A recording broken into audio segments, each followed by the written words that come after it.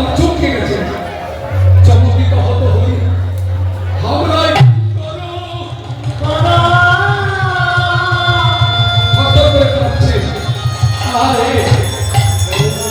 দেখুন ভক্তের কি মহিমা, ভক্তের ভয়ে ভগবান কাঁপছে না, বলছে আমরা কি করো, তুমিও রাধারানীর চাকর আর আমিও রাধারানীর চাকর, তাহলে আমরা তো দুজনে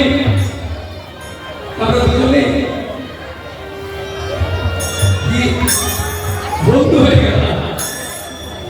তুমি আমার একটা কথা শুনো, আমরা কি করো, করুণা করিয়া আহ তবে তুমি আমার কাছে শোনো, এই দাসের একটা নিয়তি শুনে তারপর তুমি তোমার কাছে যাবে।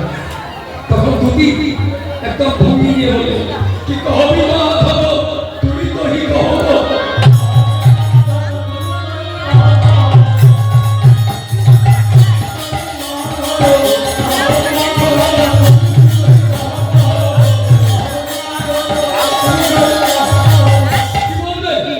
কি বলবে, বলে ফেলো।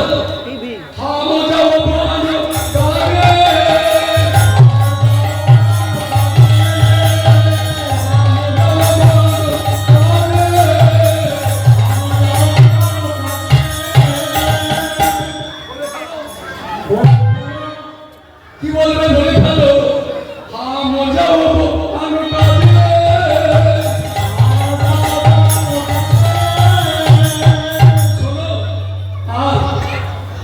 আচ্ছা, এই বনের মধ্যে আমি একজন নারী আর তুমি একজন পুরুষ, তো সঙ্গে বাত নহে মধু সমচিত,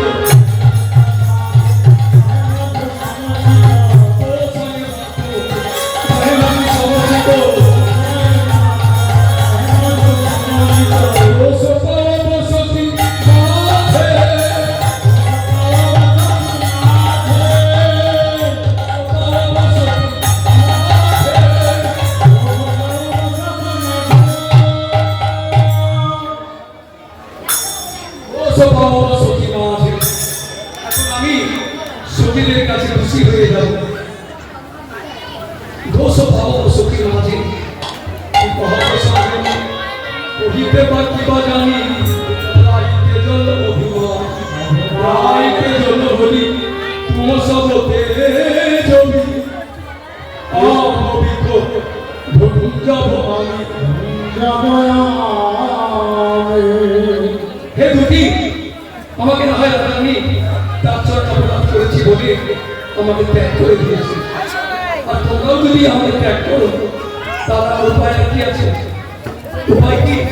সে পর্যন্ত অবহিত ভুল যাব আমি। এখন আমি নিশ্চয় মরে যাব।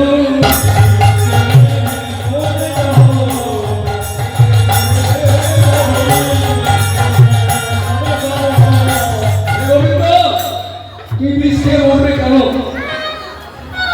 চন্দ্রাবলী মুখ চন্দ্র সুদারস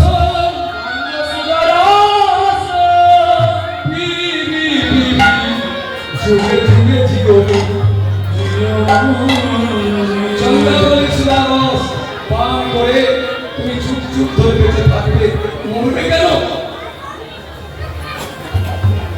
এবার আমার গোবিন্দ বলছে,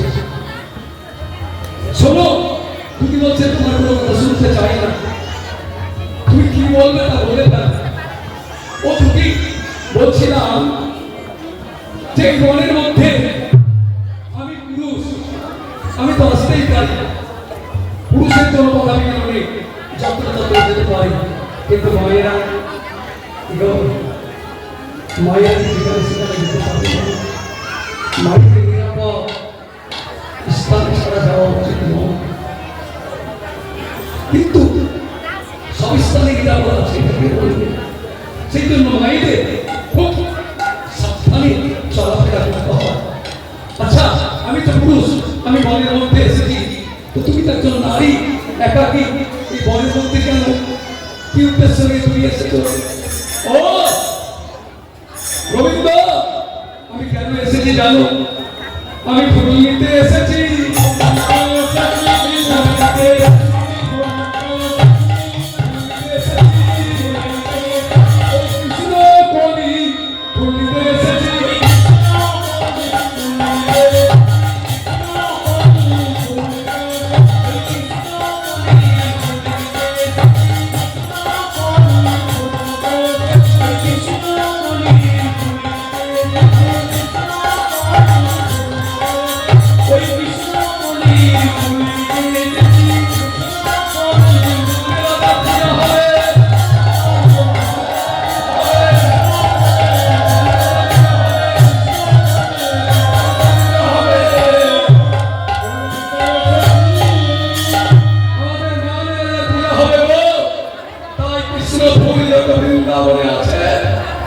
আমার প্রতি আদেশ, সমস্ত ফুলকে আগে চয়ন করে নিয়ে যেতে হবে, ওই মান রাজার চোখে আহুতি দেবে। এই কথা শুনে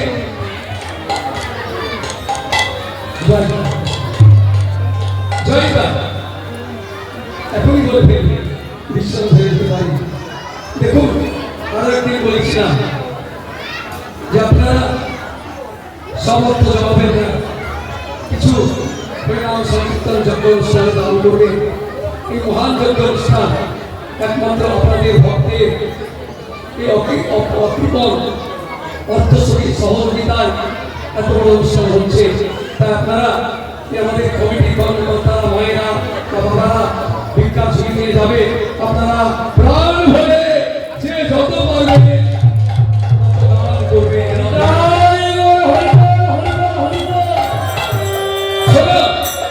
তোমায় ওই মান রাজার চোখে আহুতি দেওয়া হবে। যত বৃন্দাবনে কৃষ্ণ ফুল আছে, তাই আমি কৃষ্ণ ফুল নামে ফুল আজকে চয়ন করতে এসেছি।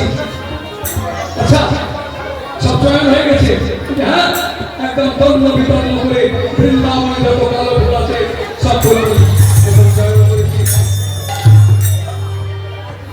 গোবিন্দ হচ্ছে তাহলে দুটি দেখো, একটু ভালো করে দেখো, একটা ফুল ছেড়ে দিয়েছি, আমি এত তন্ন বিতন্ন করে যত বৃন্দাবনে কালো ফুল আছে সব চয়ন করে নিয়েছি। ছেড়ে দিয়েছি দুটি। ওই দেখো তোমার সামনে একটি কৃষ্ণ ফুল পড়ে রয়েছে, আর তুমি তো আমার সামনে তুমি পড়ে আছো। ও তুমি জানো না দুটি, এই বৃন্দাবনে সকলে আমায় বলে কৃষ্ণ কমল, কৃষ্ণ কমল। কৃষ্ণ বলতে কালো, আর কমল বলতে কমল, কমল বলতে পদ্ম। আমাকে সকলে বলে কৃষ্ণ কমল, তুমি আমায় নিয়ে চলো না, চলো না।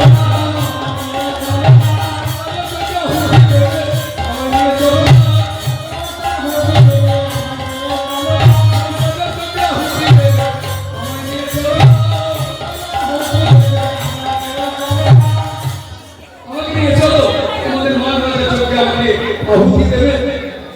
এবার আবার দুটি বলছে, কি বলবে? তোমাকে না না না, এ ফুটে হবে না, হবে না।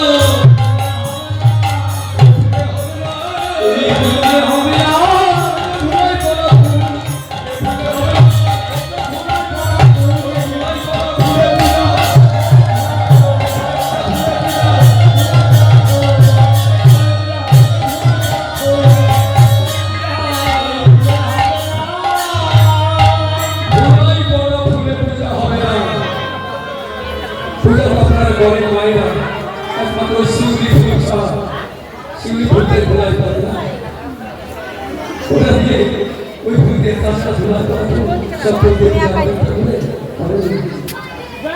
ধোলাই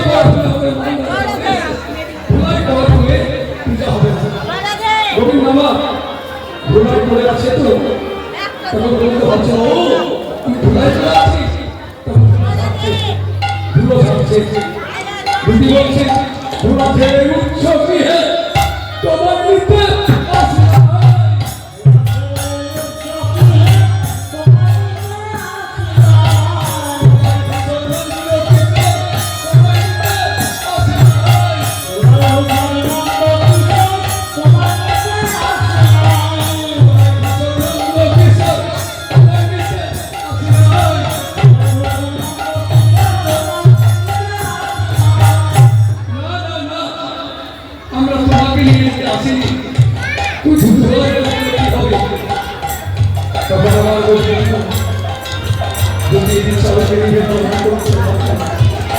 পেলাম অগতি তুমি কৃপা করে আমার আধার চলে আমাকে চলে বারবার বিরতি করছে তুমি মায়ের যাত্র মায়ের দেখো মায়ের প্রাণ বড় অমল খুব নরম একটিতে মায়েরা গড়ে যাবে তাই এত কমল প্রাণ বারবার যখন গরিব হচ্ছে তখন বলতে বেশ এত যখন বলছে আমি তোমাকে নিয়ে যেতে পারি কিন্তু একবার আমার সঙ্গে আমি আগে যাবো আর তুমি আমার অনেক পেছনে থাকবে যাতে আমার আধারে না বসতে পারে আমি তোমাকে সঙ্গে করে নিয়ে এসেছি গোবিন্দ বলে তাই করো তাই আমার গোবিন্দ আজ দুটি পশ্চাতে পশ্চাতে চললে দুটি অনুগত হয়ে চলিল রে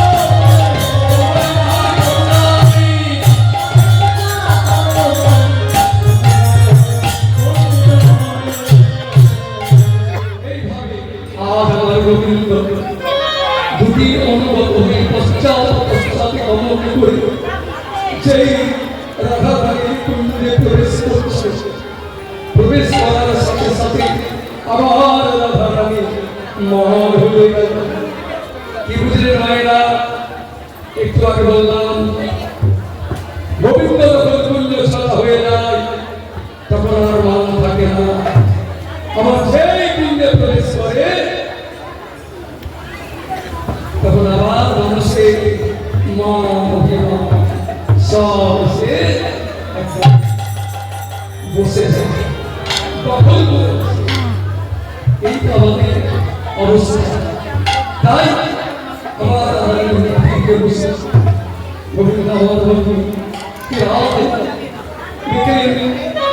রায় যাব কারণ দারহি মা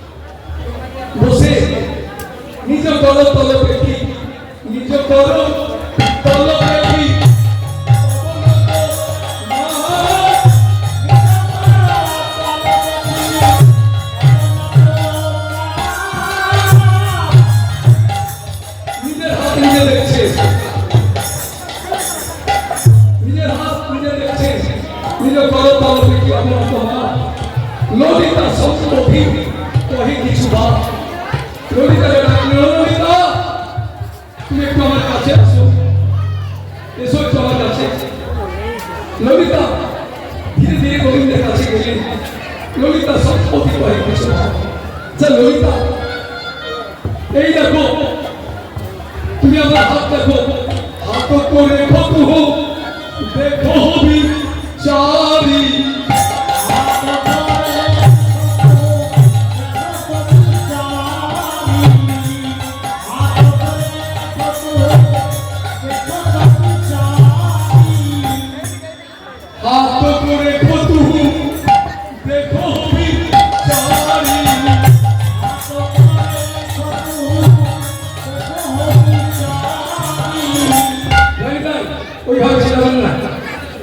ওরা হয়ে চলে যাচ্ছেন, পরিবেশটা বুঝতে পারছেন না। পুরোটার সময় যত খুশি চলে যাবে, হাত করে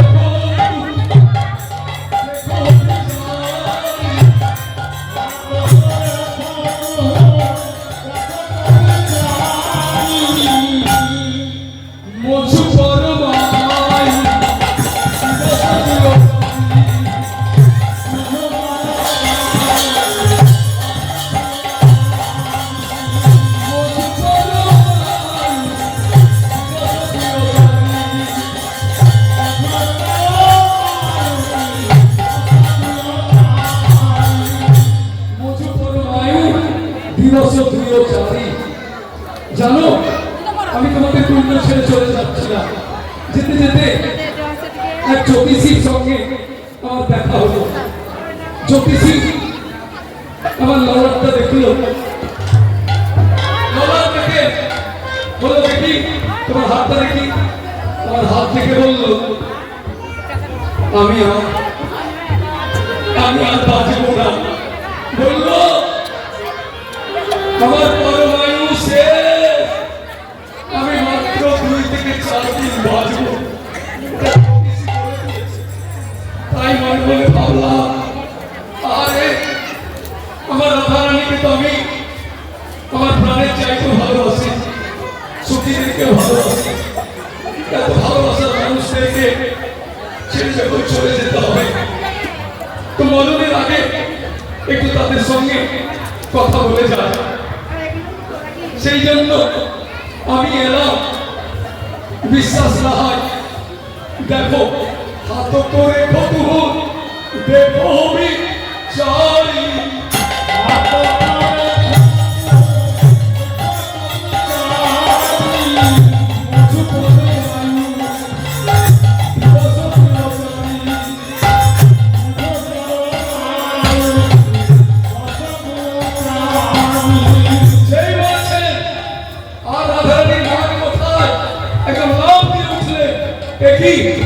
আমার বধূ জ্যোতিষী বলছে মাত্র 2-4 দিন বাঁচবে।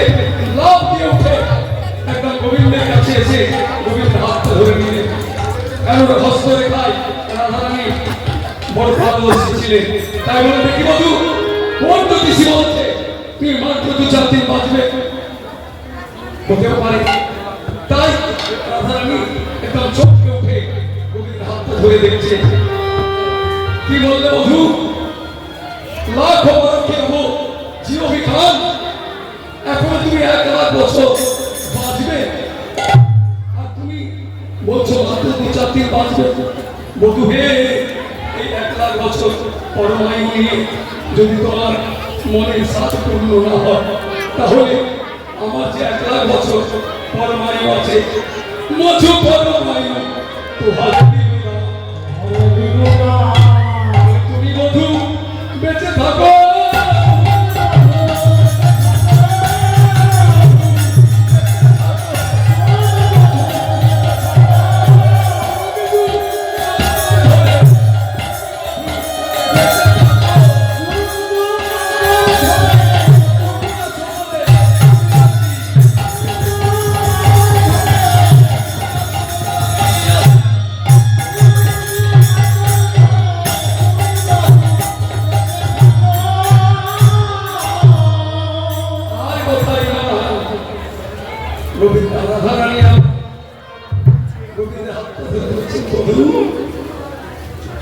আমি তোমাকে একবার বলেছিলাম তুমি যাও, আমি যাওয়ার কথা কি বলতে পারি?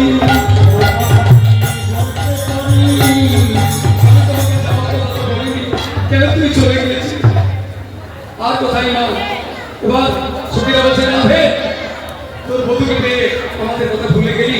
ওই রে, ওই উপহারটা দিবি না? একবার জানা না দেখি না।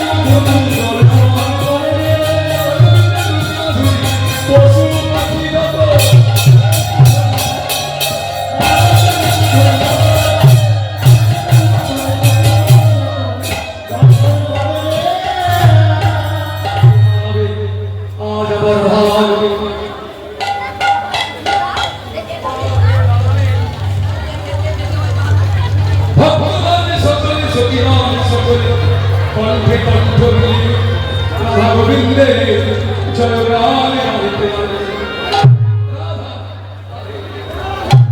জয় রাধে